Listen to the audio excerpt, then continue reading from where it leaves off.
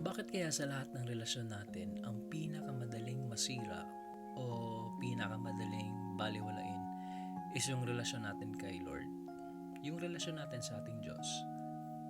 Yung relasyon natin sa ating kaibigan, kapatid, kapamilya, inaalagaan natin ng mabuti. Ayaw natin itong masira. Lahat ginagawa natin. Yung relasyon natin sa mahal natin.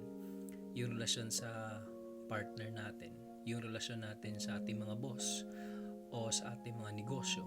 Bakit yun inaalagaan natin ng mabuti?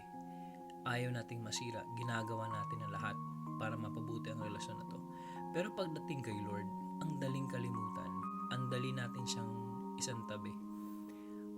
Kinakausap lang natin pag may kailangan tayo. Kinakausap lang natin si Lord pag may problema tayo. Pero pag okay ang lahat, ang dali nating kalimutan si Lord. Kaya nating ipagpalit yung oras natin sa Kanya sa maraming bagay. Walang ibang ginawa si Lord sa atin kundi mahalin tayo, alagaan tayo, pakinggan tayo. Gusto nga niya makipag-usap pero yung mga dasal natin tayo lang lagi nagsasalita. Tapos tinatapos natin ang dasal ng hindi man lang natin siya napakinggan. Naaalala lang natin yung salita niya pag may kiniklaim tayo na promise, lalo na tungkol sa blessing. Hindi natin naaalala lahat ng ginagawa niya sa atin, pero kahit ganun mahal niya tayo. Kung pagpalagay natin, gawan nga natin ng script parang gustong sabihin ni Lord, ano bang maling ginawa ko? Nasa akin ba yung mali? Kaya lang hindi ganun si Lord.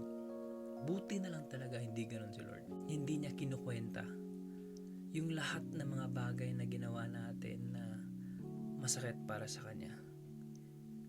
Yung pagmamahal ni Lord sa atin is napaka-unconditional.